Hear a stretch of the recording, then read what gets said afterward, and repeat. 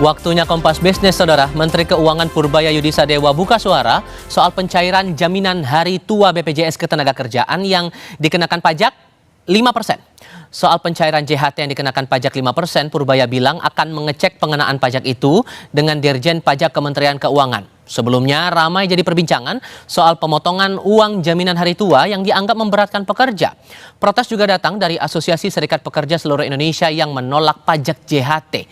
Aspirasi menilai kebijakan ini tidak berpihak pada pekerja, khususnya korban PHK dan pekerja yang mengalami tekanan ekonomi.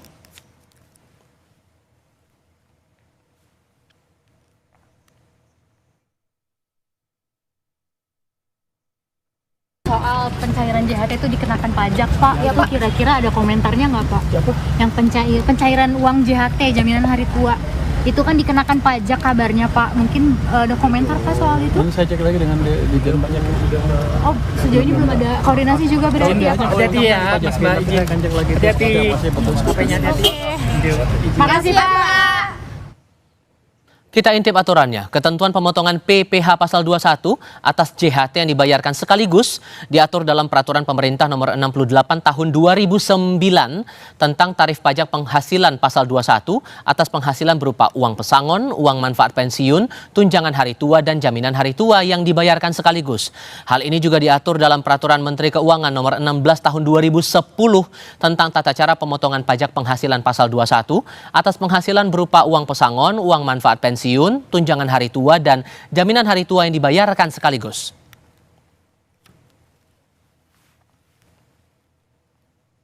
Lalu berapa besaran pajaknya? Diatur di sini. Tarif pajak dikenakan sebesar 5% dari saldo yang melebihi 50 juta rupiah. Contoh, jika saldo JHT mencapai 60 juta rupiah, maka 50 juta pertama bebas pajak. Sementara 10 juta rupiah sisanya dikenakan pajak 5% alias Rp500.000.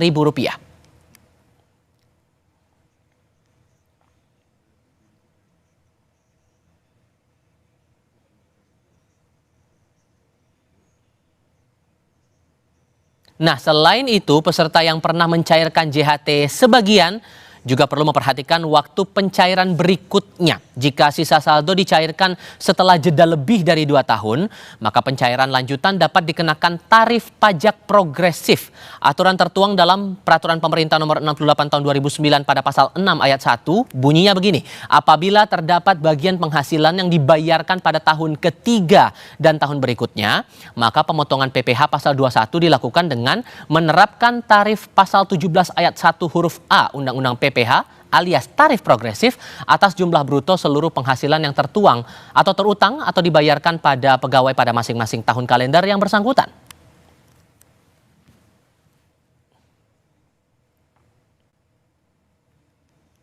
Pencairan lanjutan JHT dalam kondisi tertentu dapat dikenakan tarif pajak progresif sebagai berikut. Ini contoh lagi.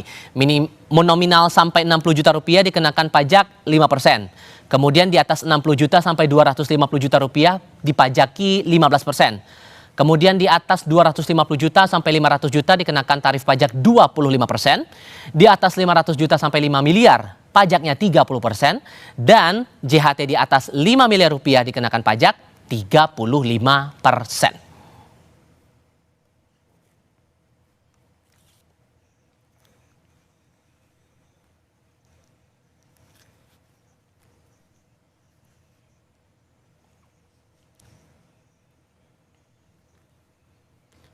Mari kita bahas polemik pajak pencairan jaminan hari tua ini bersama dengan narasumber saya yang bergabung saat ini. Ada Mira Sumirah, Presiden Asosiasi Serikat Pekerja Seluruh Indonesia. Mbak Mira, selamat pagi dengan Tifa di sini, Mbak. Selamat pagi, Mas Tifa. Terima kasih sudah bergabung bersama kami di Kompas Bisnis. Sebetulnya kalau secara aturan kan sudah pernah keluar di tahun 2009 di peraturan pemerintah, kemudian turunannya di Permenko tahun 2010. Tapi sampai akhirnya teman-teman punya atensi lagi pada urusan pajak JHT ini, apakah berdasarkan atau yang membebankan itu dari beban pajaknya atau sistem penerapan pajaknya, Mbak? Baik, yang pertama pada saat peraturan yang dikeluarkan di tahun 2009 dan kemudian diberlakukan tahun 2010, saat itu kawan-kawan yang pertama kondisi ekonomi sedang bagus, sedang tidak ada persoalan dalam tanda kutip ya. lapangan pekerjaan masih ada, kemudian daya beli masih kuat, kemudian juga upahnya juga lumayan masih bisa mengcover kehidupan kawan-kawan. Lalu yang kedua, banyak saat itu kawan-kawan yang belum mencapai usia pensiun dan banyak sekali kawan-kawan saat itu yang belum banyak ter-PHK. Lalu kemudian rata-rata di tahun 2019 kawan-kawan menghadapi pensiun, lalu kemudian COVID, lalu kemudian PHK massal di mana-mana. Di situ mulai terasa bagaimana kawan-kawan ketika menerima THT atau jaminan hari tua itu dipotong pajak sangat kaget-kaget karena memang satu kondisi ekonominya sedang tidak baik-baik saja secara keseluruhan. Lalu PHK massal di mana-mana dan biaya hidup yang luar biasa meningkat. Dalam tanda kutip kenaikan harga bahan-bahan pokok juga melambung tinggi sehingga menambah beban pada saat itu dan juga sekarang ya berlanjut gitu bahwa ketika jaminan hari tua bukan hanya jaminan hari tua saja Mas Tufai tapi juga ada pesangon kemudian THR yang dipajakin juga dan itu menambah kaget juga mereka loh berarti nilai manfaatnya di mana nih padahal itu adalah tabungan mereka. Jadi kalau saya bisa terangkan di sini bahwa jaminan hari tua adalah tabungan bagi mereka. Lalu kalau pesangon itu bantalan mereka ketika mereka akan melanjutkan kehidupan dia ketika mereka di PHK.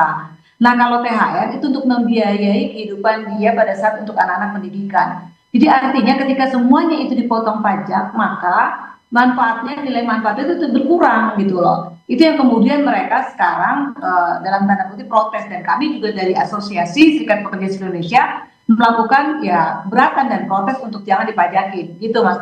Ada nggak contoh kasus terbaru yang dicatat oleh teman-teman aspirasi dari kalangan pekerja yang potongan pajak yang berlaku saat ini udah memberatkan sekali dengan kondisi yang ada sekarang? Ya, contoh yang terbaru bukan terbaru lagi ya sudah 5 tahun terakhir ini mereka sudah melakukan keberatan gitu karena memang kan mereka sekarang banyak PHK massal. Tapi kalau contoh yang terbaru dari kawan-kawan telekomunikasi, sektor telekomunikasi ketika ada merger ini perusahaan Telkom merger ada kurang lebih 60 anak perusahaan dikecilkan hanya menjadi 20-an. Itu kurang lebih ada potensi 20.000 orang ter-PHK dan mereka rata-rata memang jaminan hari tuanya itu di atas 50 juta gitu. Ketika mereka mencairkan ini berat banget bagi mereka dan rata-rata mereka kalau JHT-nya itu di atas 100 lah ya, 100 juta.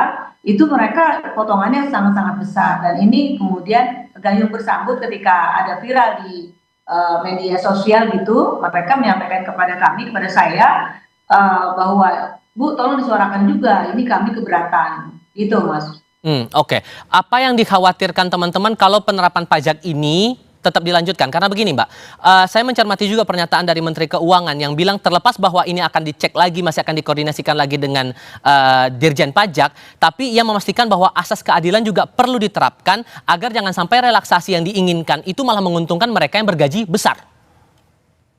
Gini, yang pertama seharusnya Pak Menteri Keuangan itu paham, ya mohon maaf nih ya, mengerti betul harusnya ketika bahwa jaminan hari tua adalah tabungan pekerja gitu loh. Mereka ngiur gitu ya setiap bulan, kemudian selama bertahun-tahun, kemudian pada saat pensiun atau ter-PHK, jaminan hari tua itu akan digunakan untuk mereka melangsungkan kehidupannya dia. Kebanyakan jaminan hari tua itu untuk modal usaha kawan-kawan pekerja atau anggota kami. Nah ketika Pak Menlu bilang bahwa tadi itu proses keadilan, ya silakan saja, tetapi jangan sampai terlalu besar. Saya lihat tadi berapa miliar segala macam gitu ya. Tapi sepanjang yang anggota kami khususnya untuk IHT-nya itu nggak sampai miliaran gitu Mas Tival. Oke. Berarti kalau merujuk lagi dari turunan aturan itu kan di situ sudah disiapkan 2 kategori ya Mbak. Kategori kalau angka JHT-nya 50 juta atau kurang bebannya 0%. Kemudian kalau di atas 50 juta itu akan dibebankan 5%. Akan ada pajak progresif juga kalau kemudian pencairannya secara bertahap dan jeda tunggunya beragam seperti itu. Kalau dari Anda di aspirasi, mana yang rasanya paling membebankan di antara 2 kategori itu? Kalau menurut saya gini. Kan tadi kalau yang di bawah 50% 0% itu oke lah ya, kita nggak otak-atik. Tapi yang di atas 50 juta 5%, saya kembali lagi sesuai dengan surat saya kepada Pak Prabowo dan juga Pak Menkyu, sudah kami surati tapi belum direspon. Kami minta itu dihapuskan gitu, bukan hanya di jaminan dari tua, tetapi juga ke pesangon juga THR itu dihapuskan pajaknya. Jadi di atas 50 juta itu 5% tolong dihapuskan. Tapi kalau skenario atau skemanya tadi ada hitungannya saya lihat bahwa di atas misalnya ada sekitar 5 miliar, silakan dikenakan pajak itu 10% ya atau 20%. Tapi untuk yang skemanya untuk di atas 50 juta sampai mungkin 500 juta itu jangan dikenakan pajak gitu Mas tuh. Ditambah lagi kalau kita lihat realita yang sekarang Mbak, masih ada gelombang PHK, kemudian JHT ini masih akan jadi peluru terakhir bagi pekerja yang terdampak PHK biar bisa bertahan hidup, maka disitulah kemudian pajak ini dirasa tidak relevan lagi untuk kondisi sekarang. Saya butuh penegasan di situ. Jadi gini, tadi awal saya sampaikan bahwa situasi kondisi ekonomi sekarang ini sedang tidak baik-baik saja. Kami menghadapi ancaman PHK massal itu bukan sekian menit, tapi sekian detik. Itu PHK massal itu ada dan nggak usah ditutup-tutupin gitu loh maksud saya. Bahwa sekarang nggak usah jauh-jauh di pabrik apalagi ya di kawan-kawan pabrik, manufaktur maksud saya. Tapi di kawan-kawan sektor BUMN yang sekarang ini sedang digencarkan dari 1.200 BUMN menjadi 200-an. Saya pastikan itu PHK massal, itu mau dikemanain gitu. Dan kemudian juga kawan-kawan di sektor jasa yang lainnya. Jadi ketika ini dibebankan lagi dengan pajak yang luar biasa, maka itu menjadikan sebuah beban berat yang bagi kami para pekerja buruh, ya dalam tanda kutip tadi, kami tidak bisa lagi melanjutkan kehidupan, bahwa JHT adalah untuk tadi melakukan usaha atau bantalan-bantalan perlindungan mereka pada saat mereka kehilangan pekerjaan, itu sudah tidak lagi ada maknanya gitu. Apalagi saat ini pemerintah negara hadir sih, tapi hadir malah memberatkan beban pekerja. Saya garis bawahi hadirnya itu malah memberatkan beban pekerja. Jadi harapan kami bahwasanya kehadiran negara dalam hal ini jangan lagi membebankan beban pekerja. Salah satunya hilangkan saja gitu loh pajak untuk kawan-kawan yang pada saat mengklaim JHT, karena rata-rata yang mendaftarkan jaminan hari tua itu adalah kawan-kawan di sektor manufaktur, di sektor kawan-kawan yang menengah gitu ya. Kalau yang sudah gaji-gaji besar saya nggak tahu lah gitu, yang di atas mungkin tadi miliaran. Tapi kalau yang sekarang ini anggota kami itu ya rata-rata di sektor menengah ini, mereka sangat-sangat berat dengan situasi yang sekarang tadi ancaman PHK setiap detik. Bukan lagi setiap menit, setiap detik mereka tuh terancam PHK. Dan saat ini mereka menghadapi beban yang tadi saya sampaikan bahwa kondisi harga kebutuhan pokok juga melambung tinggi, kemudian juga belum lagi sekarang kan nambah juga mereka akan mendaftarkan anak-anaknya untuk mendaftarkan sekolah. Bagaimana mereka itu gitu Mas. Oke, sehingga ekspektasi Anda mewakili teman-teman buruh, evaluasi dalam bentuk apa yang diharapkan keluar dari pemerintah kita merespon masalah pajak ini yang masih jadi perdebatan sampai sekarang? Satu, hapuskan pajak untuk jaminan hari tua. 2, hapuskan pajak untuk THR. 3, hapuskan pajak untuk pesangon. 4, hapuskan juga pajak untuk kami punya anggota di sebuah perusahaan, mereka mendaftarkan namanya dana pensiun lembaga keuangan atau DPLK. Jadi beda tuh, mereka punya pesangon tapi juga punya dana pensiun. Nah itu juga dipajakin juga, itu tolong dihapuskan. Lalu yang selanjutnya adalah evaluasi total dong, pajak-pajak yang justru memberatkan para pekerja buruh. Dan kami berharap penuh kepada pemerintah untuk melibatkan kawan-kawan pekerja buruh ini yang supaya pemerintah itu tidak lagi membuat keputusan atau regulasi yang ya justru tambah makin memberatkan kami gitu loh. Jadi bukan hanya retorika semata bahwa pro terhadap buruh, tetapi kami menginginkan kehadiran negara betul-betul maksimal untuk bagaimana para pekerja buruh itu mendapatkan keadilan. Pajak apa saja yang dirasa memberatkan bagi para buruh, Mbak, kalau dirincikan? Tadi, yang pertama, buruh itu kan sudah dikenakan pajak PPh nomor 1 tiap bulan dipotong tuh, Mas. Memang, ini saya luruskan lagi, memang kata pemerintah enggak kok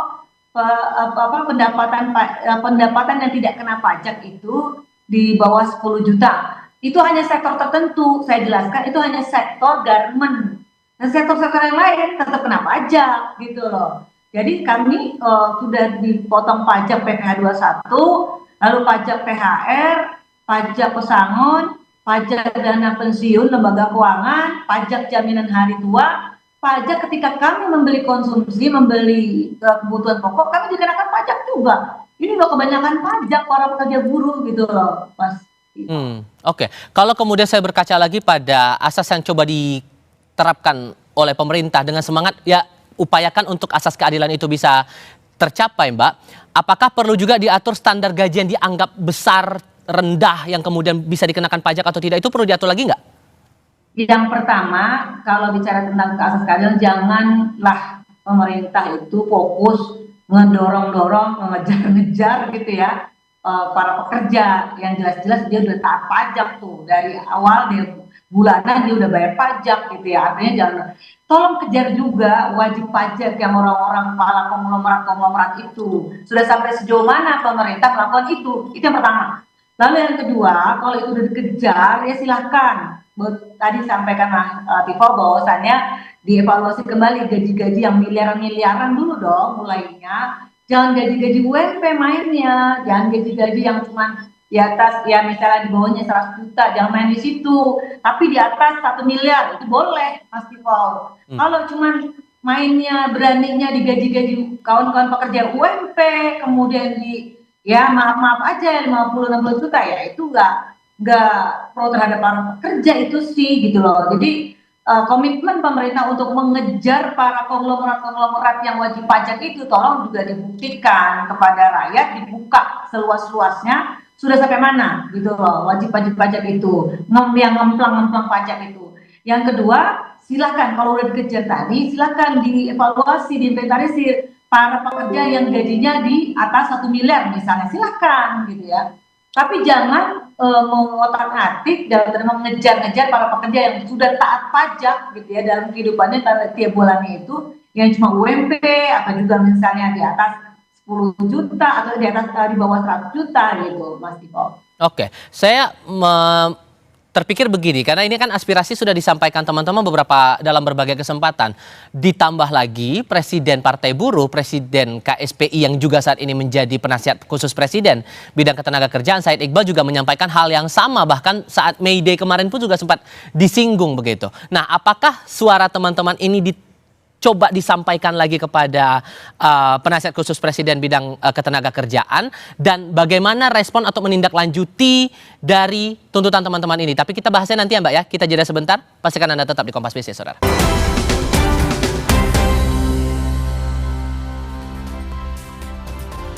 Atas masalah pajak JHT ini Mbak Mira, dari penasihat khusus Presiden bidang ketenagakerjaan Said Iqbal mengaku sudah bersurat juga kepada Menteri Keuangan. Apakah surat itu juga berdasarkan aspirasi teman-teman buruh, dari teman-teman aspirasi disampaikan ke Pak Said Iqbal lalu kemudian disampaikan ke Menteri Keuangan, atau beda lagi nih momennya?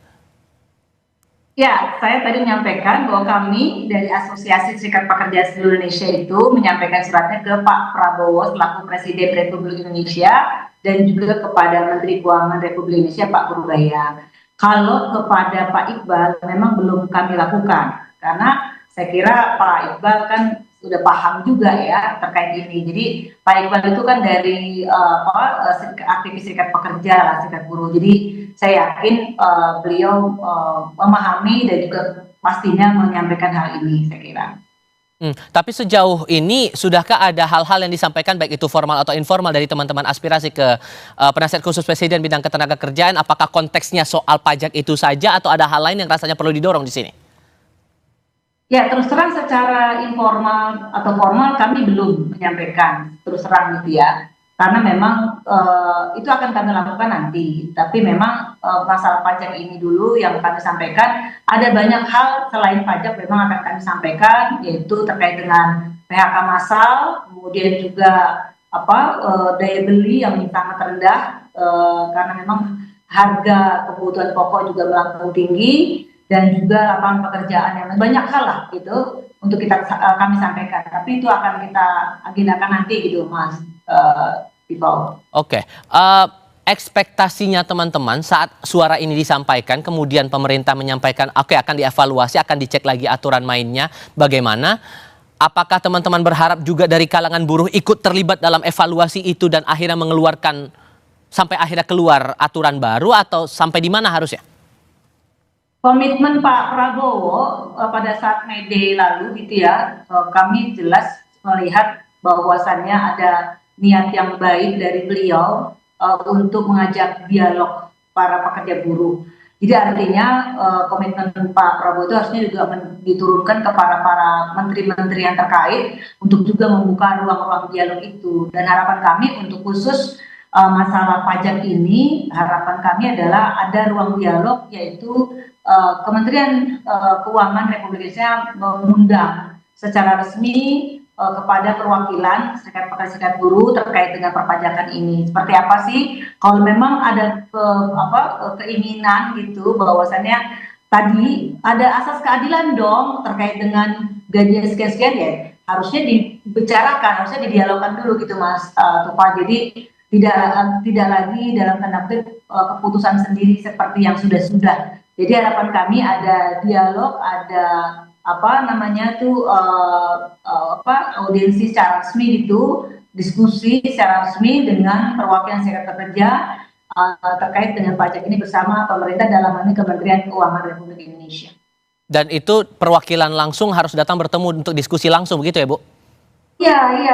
Saya bukan tidak percaya terhadap yang penasihat presiden itu ya, tentang tenaga kerjaannya Pak Iqbal, bukan. Atau pastinya semakin banyak pikiran gitu ya berkumpul, maka semakin banyak kan nanti solusi yang diberikan gitu. Harapan saya juga bukan lagi artinya tidak lagi satu orang ini juga bukan berarti mewakili dalam tanda kutip ya bukan hanya memperjuangkan sekelompok gitu, tapi memang banyak pihak gitu yang memang dilibatkan gitu. Dan hal ini kan belajar daripada pengalaman ini Mas Tifau terkait dengan undang-undang cipta kerja lalu kan gitu ya, Omnibus Law, bagaimana minimnya partisipasi publik. Nah ini jangan sampai terulang kembali gitu loh. Dia artinya dilibatkan seluruh para pihak. Kalau kemudian aturan ini masih tetap berlaku, menurut Anda saat kemudian anggaplah kemudian sudah ada pertemuan, teman-teman bertemu langsung dengan pemerintah untuk kemudian mendiskusikan ini mana baiknya soal pajak itu. Seandainya pajak itu masih tetap diterapkan, menurut Anda jalan tengah dari teman-teman aspirasi akan bagaimana lagi setelah itu? Yang pertama, kami akan melakukan konsolidasi secara nasional dengan kawan-kawan aliansi serikat pekerja dan buruh secara nasional. Kebetulan memang kami selama ini sudah punya aliansi itu, terdiri dari 200 federasi serikat pekerja dan juga ada kurang lebih 15 konfederasi di dalamnya, dan kami akan melakukan konsolidasi terlebih dahulu seperti apa langkah-langkah lanjutan. Dan kami yang kedua, sambil paralel saja kami juga akan melakukan audiensi dengan DPR RI terkait dengan masalah ini, bukan hanya pajak tentunya supaya lebih efektif. Lalu yang ketiga ya kemungkinan untuk kami melakukan sikap secara konstitusional, misalnya aksi massa, ya kenapa enggak gitu Mas. Sehingga posisinya saya butuh penegasan lagi, sehingga untuk konteks ini maka menurut Anda pembebasan pajak jadi satu-satunya cara atau relaksasi pajak masih bisa dikasih longgar di sini? Saya tegaskan lagi bahwa hapuskan pajak untuk kawan-kawan yang klaim di jaminan hari tua, pesangon dan THR serta di dana pensiun yang lainnya itu untuk gaji di bawah 1 miliar. Di atasnya silahkan, relaksasi. Pernahkah ini sempat dibicarakan non formal atau formal dengan Kemenaker, Bu? Belum. Untuk yang pajak ini belum. Kami memang kalau di Kemenaker itu sekarang lebih banyak terkait dengan banyak PHK yang tidak sesuai gitu, Mas Tifau, dan juga banyak sekali perselisihan kepentingan, hak normatif dan lain sebagainya. Tapi kalau pajak nih kami baru dan belum oleh Kementerian Tenaga Kerja. Oke. Ekspektasi Anda bahwa pemerintah akan mengamini keinginan teman-teman bahwa itu semua bebas pajak berapa persen kira-kira? Kalau melihat dari sikap yang diambil kemudian langkah yang mau akan dilakukan oleh pemerintah? Kalau itu tergantung daripada kami nih punya posisi tawar gitu ya. Kalau kami menyampaikan nanti ya maaf aja nih ya, kalau kan biasanya nih pemerintah kalau udah ada banyak gelombang massa protes baru gitu ya. Nah kita nggak mau melakukan itu sebenarnya, jadi kami masih menahan untuk buka dong ruang dialog gitu ya. Tetapi untuk saat ini masih 50-50 lah gitu Mas Tifau. Oke, Mbak Mira, terima kasih banyak sudah mau berdiskusi dan berbagi pandangan bersama kami di Kompas Bisnis kali ini. Sehat selalu ya Mbak, selamat pagi. Pagi, makasih.